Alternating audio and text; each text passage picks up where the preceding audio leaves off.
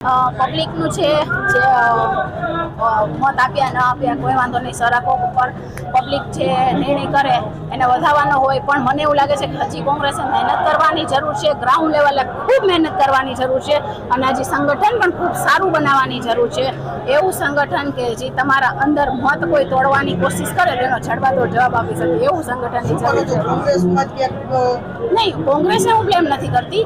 ઘણી વખત એવું પણ હોય છે કે તમે ગ્રાઉન્ડ ઉપર એટલું કામ કરતા હોય પણ તમારા અમુક એવા આગેવાનો હોય કે જે ફ્રન્ટમાં આવીને એમણે હેલ્પ કરવી જોઈએ, એ ઘરમાં બેઠા રહીએ તો આ વસ્તુ પોસિબલ હોય છે.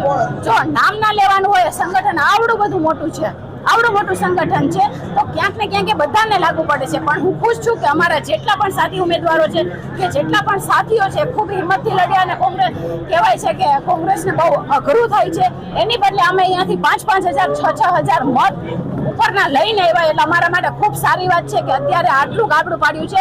ભવિષ્યમાં જ્યારે પણ એવો સમય આવશે ત્યારે હજી પણ આનાથી વિશેષ મહેનત કરીને એનો ગઢ પૂરો કરી નાખશું.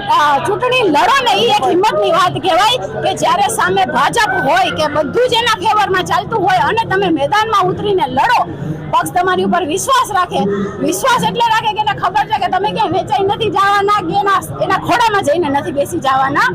એ વિશ્વાસ કરીને પક્ષ તમને મેદાનમાં ઉતારે તો મેં મારી પૂરતી મહેનત કરી છે કે હું મારા પક્ષ માટે મહેનત કરું અને લોકો સુધી પહોંચું, જેમ કર્યું પણ છે. પણ મને એવું લાગે છે કે હજી લોકો સુધી પહોંચવાની જરૂર છે અને એમના જે વિચારો છે ને એને અમારા મતમાં કન્વર્ટ કરવાની જરૂર છે. આ હારના કારણ હોઈ શકે ઘણા બધા, પણ એની પછી દુખડા લઈને બેસી ના જવાનું હોય.